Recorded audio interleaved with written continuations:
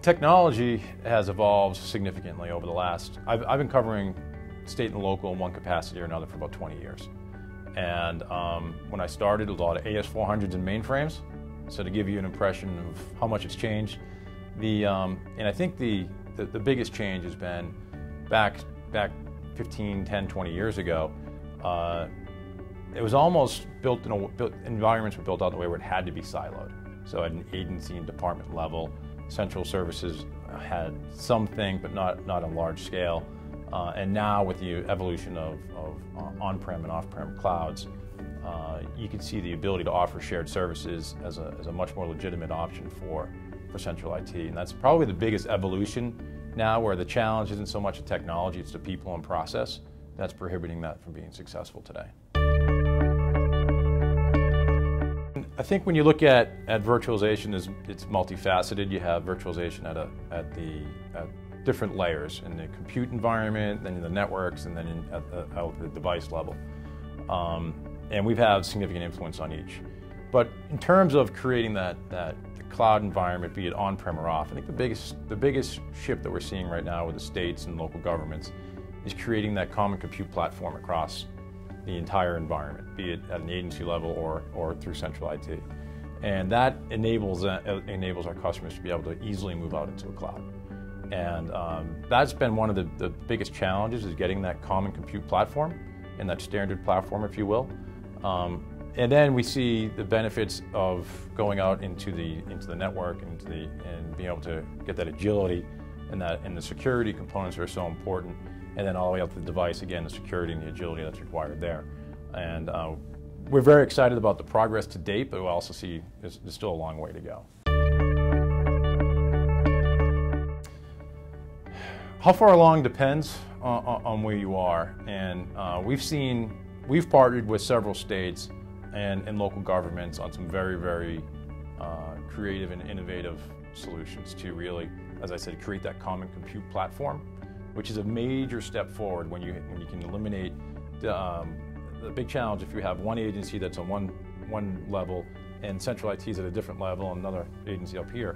So creating a common platform is enabled, so for example, the city of New York, where they have all agencies virtualized in VMware, and starting from central IT all the way out to all the agencies. And now we're working with them on how do we up-level that service level and help enable them to become a cloud broker. And the broker of services out to the agencies and based on SLAs. So you have offering legitimate IT as a service based on SLAs, and you get away from the historical fights of, hey, I want to hold my server, I want to see my storage, I want to see that device, and really allow central IT to focus in on offering that service level. And we see different phases in different states and different parts of that evolution. So if you look, we're partnering with Delaware and offering out desktop as a service. We're also working with similar things in the Commonwealth of Pennsylvania. Also working with them on a common compute platform strategy. And you'd see different agencies like in California DWR, where they've been incredibly innovative in creating a true IT as a service out to their customers, extending that agility all the way through to the network. So then you get into the provisioning and are you delivering a cloud-like experience to your customer, regardless of if it's on-prem or off. And it's exciting to see the progress we've made, and we're in different phases of similar types of things with several other states. So we see the progress is really starting to see states leapfrog each other in terms of their progression and their offerings that they're making to the end customers. I think virtualization is multifaceted. So it doesn't stop at the server level. So understanding what is the longer strategy out into the network, into the device. And also virtualization is an enabling factor in building out IT as a service and allowing you and enabling you to get to the cloud and then deliver that service based on SLAs and not be burdened by physical restrictions or historical limitations. You still visit some environments and they'll say, it takes us 95 days to provision a server. And that's when you come into the situation where, okay, that's not a technology issue, that's a people and process issue. or poor implementation of the technologies that are available. So how do we help you up-level what you have and then also improve that service? And those are the things that you gotta look beyond just what's your consolidation ratio. Consolidation ratios were important 5 or 6 years ago. It's gone well beyond that, more into the management automation and enabling the technology to do what it's capable of.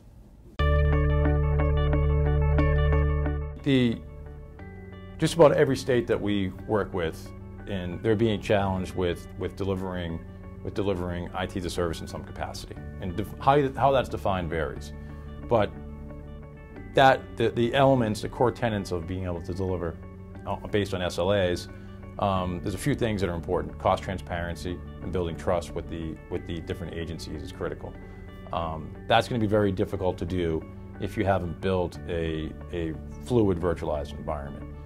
And then you get into simple things like provisioning and being able to establish credibility with your customer base that you don't need to go use some different cloud service that you're not capable of delivering a similar type of an experience. And that's where we have been partnering with our customers to make sure that we deliver that cloud-like experience, be on or off-prem, because ultimately I think what we'll find is a combination of a hybrid. I don't think anyone's going to go entirely off. I don't think anyone's going to be entirely on. And if you are going off, with the ability to move back in, and you want to be able to be fluid in how that offering is built, based on different requirements. You may have CGIS requirements or certain certification requirements, and all those things are taken into consideration with your greater strategy of how you're going to build out your IT offering. VMware, I guess to start, is 100% committed to Sled. About 3 years ago, I've been with VMware for 10 years. About 3 years ago, we formed an entirely separate Sled vertical, so state, local, and education.